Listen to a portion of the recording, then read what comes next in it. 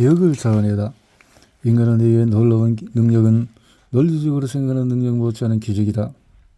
우리의 뇌가 기억을 형성하고 저장하고 접근하는 방식에 온갖 종류의 결함이 있다. 이를테면 대다수 사람들은 생생한 기억을 떠올리고 향유하는 경험을 몇 년간 지속하다가 나중에 녹음한 것을 듣거나 들은 사람이 쓴 기록을 보고서야 자신의 기억이 터무니없이 부정하고 결심을 깨닫는다. 이따금 사람들은 자신이 단순한 구경꾼으로 있던 사건을 1인칭 경험으로 기억하기도 한다. 기억을 다른 시간이나 장소로 옮기기도 하고.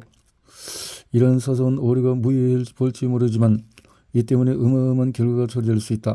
검사가 범죄의 목격자를 들여오면 유죄 판결을 따놓은 단상이다.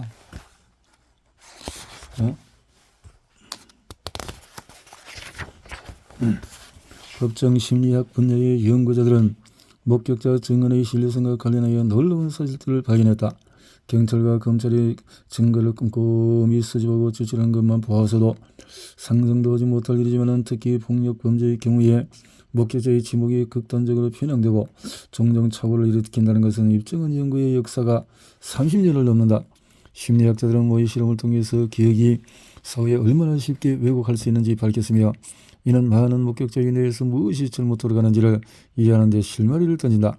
한 연구에서는 자원자를 모집하여 그들의 임의의 두 집단으로 나눴다. 두 집단 가상의 폭력 범죄의 동영상을 고정되고 제한된 시점에서 마치 구경꾼처럼 시청했다. 그 뒤에 두 집단은 가해자의 신체적인 특징을 묘사하라는 요청을 받았다. 그런데 연구자들은 한 집단은 1시간 동안 그대로 내버려둔 반면에 다른 집단에는 용의자 라인 업을 위해서 경찰이 줄 세워놓은 용의자의 열을 보여주면서 가해자를 알아볼 수 있느냐고 물었다. 그러나 라인업에 약간의 트릭이 있었다. 실제로는 누가 가해자가 아니었지만 키와 체격 인종 면에서 각 목격자의 대략적인 신체 묘사에 들어맞는 사람이 딱 한 명 있었다. 목격자는 대수로 그 사람을 가해자로 지목했으며 대부분의 경우 자신의 판단이 옳다고 매우 확신했다. 물론 심란한 결과이지만 이 실험에서 가장 심란한 부분은 따로 있다. 잠시 뒤에 두 집단은 범죄 가해자를 묘사하라는 요청을 다시 받았다. 라인업을 보지 못한 집단은 가해자를 예전과 똑같이 묘사했다. 하지만 다른 집단은 대부분 훨씬 더 자세하게 묘사했다. 라인업을 보면서 가해자에 대한 기억이 형성된 것이다. 그들이 제시한 세부 묘사는 자신이 목격한 실제 범죄 가해자가 아니라 라인업에 있는 비유와 늘 일치했다. 연구자들이 목격자들에게 범죄의 기억을 캠으로써 확인했을 때 목격자들은 자신의 기억을 최대한 솔직하게 보고하고 있었다. 왜곡된 것은 그들의 기억이었다. 이 연구는 여러 흥미로운 방식으로 확장되었으며 미국 대다수 주에서 라인업을 실시하는 절차에 영향을 미쳤다. 목격자의 기억을 전문적으로 연구하는 사람들은 라인업을 실시할 때 유일하게 타당한 방법은 라인업의 한 사람 한 사람의 목격자가 제시한 신체적인 특징 묘사의 모든 항목과 맞아떨어지도록 하는 것이라고 말한다.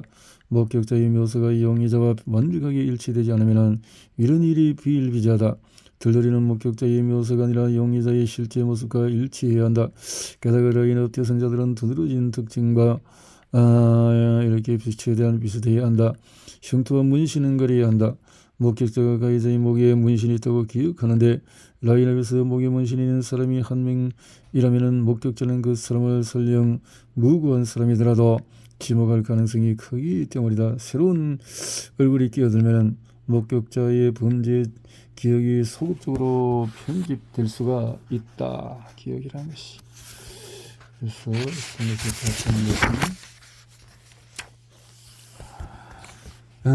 가짜 기억은 진짜의 기억만큼이나 생생하다. 아니 더 생생하다. 구경꾼으로서의 기억은 불량하지만 자신의 경험의 기억은 더더욱 불량하다. 이럴 때문에 개인적인 트라우마도 왜곡에 취약한 것으로 드러났다. 이러한 경우는 성폭행 같은 한 번의 트라우마적인 사건도 있고 전쟁 참전 전에 여러 유형의 트라우마가 결부된 지속적인 트라우마도 있다. 트라우마.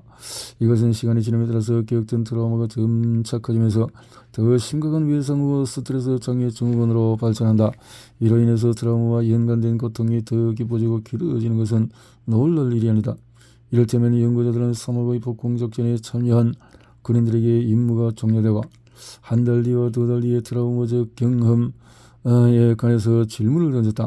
참전 군인의 88%는 적어도 한 사건에 대해서 답변이 달라졌으며 61%는 둘 이상의 사건에 관해서 달라졌다. 중요한 사실은 대부분의 변화가 아니요 그 사건 제게 일어나지 않았습니다. 해서 네, 그 사건 제게 일어났음에도 바뀌는 시기였다. 이 과잉 기억은 외상 후 스트레스 장애 증후의 증가와 상관관계가 있었다. 존재의 관리자의 동료 대리인 스트레인지가 이끄는 연구진은 기발한 실험을 통해서 이런 기억 왜곡을 보여주었다. 그들은 실제로 일어난 대형 사고 장면을 적나라히 닮은 짧은 동영상을 지원자들에게 보여주었다. 동영상은 일련의 장면이었는데 각 장면에서 빈 화면이 재생되었다. 빈 화면은 삭제된 장면 대신에 삽입되었다.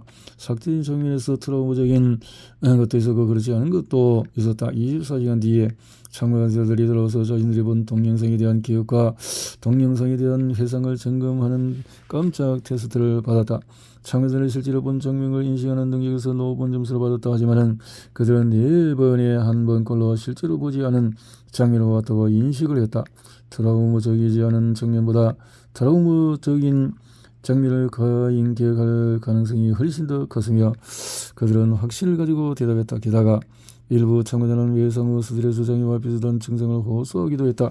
그들은 의도하거나 원하지 않거나 트라우마 장면을 생각한다고 보고했으며 동영상을 떠올리게 하는 것을 피한다고 말했다.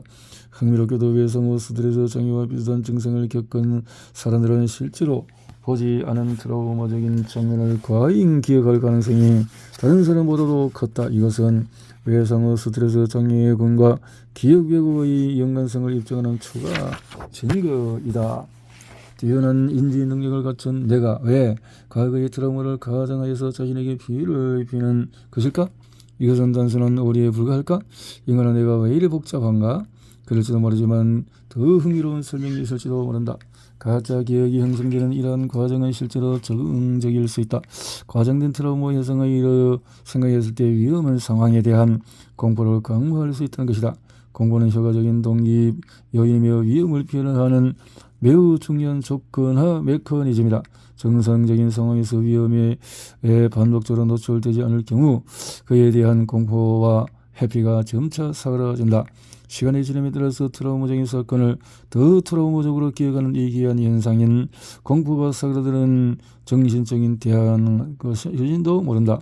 과잉 기억 또한 우리의 버그이자 특징이자 버그인지도 모르겠지만 말이다.